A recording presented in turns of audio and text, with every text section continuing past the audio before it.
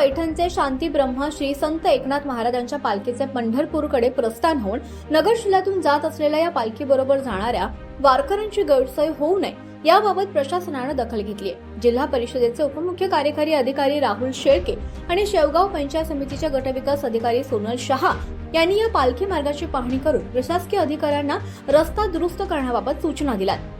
पंढरपूर क्षेत्री विठुरायाच्या दर्शनासाठी वैष्णवांचा मेळा दिंड्या पालख्या घेऊन निघालेला असून श्री क्षेत्र पैठणचे शांतीब्रह्म श्री संत एकनाथ महाराजांची पालखी देखील पैठण येथून प्रस्थान होऊन अहिल्यानगर जिल्ह्याच्या मुंगी, हातगाव, बोधेगाव, बालमटाकडी, बाडगव्हाण, लाड जळगाव या मार्गे बीड जिल्ह्यात प्रवेश करणार आहे। नगर जिल्हा परिषदेच्या प्रशासकीय विभागानं पालखी हातगाव येथे मुक्कामाच्या ठिकाणाची व्यवस्था, वारकऱ्यांना निवासाची तसंच पिण्याच्या पाण्याची व्यवस्था करण्यात आली आहे। त्याच पद्धतीनं पालखी रस्त्याची पाहणी करून बालमटाकडी ते बाडगव्हाण खराब रस्त्याची दुरुस्ती सुद्धा करण्यात आली आहे। यावेळी पंचायत समितीचे गटविकास अधिकारी सोनल शहा, विस्तार अधिकारी दादासाहेब शेळके, सरपंच डॉक्टर राम बामदडे, सरपंच अंबादास ढाकणे यांच्यासह ग्रामस्थही उपस्थित होते।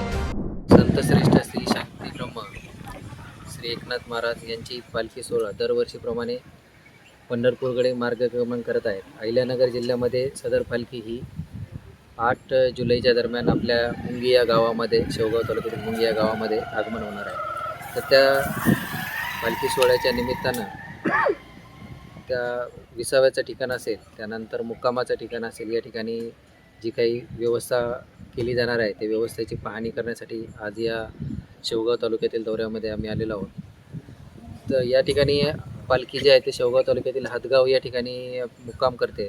हातगाव या गावामध्ये वॉटरप्रूफ मंडप असेल, त्यानंतर पिण्याच्या पाण्याची, स्नानगृह असेल, शौचालयाची व्यवस्था, सर्व व्यवस्था मुक्कामाच्या ठिकाणी करण्यात येणार आहे, जेणेकरून दिंडीसोबत जे चालणारे जे वारकरी आहे यांची कुठलीही गैरसोय होणार नाही या दृष्टीने नियोजन करण्याचं काम सुरू आहे। त्याचीच पाहणी आपण आज या दौऱ्यादरम्यान केलेली आहे।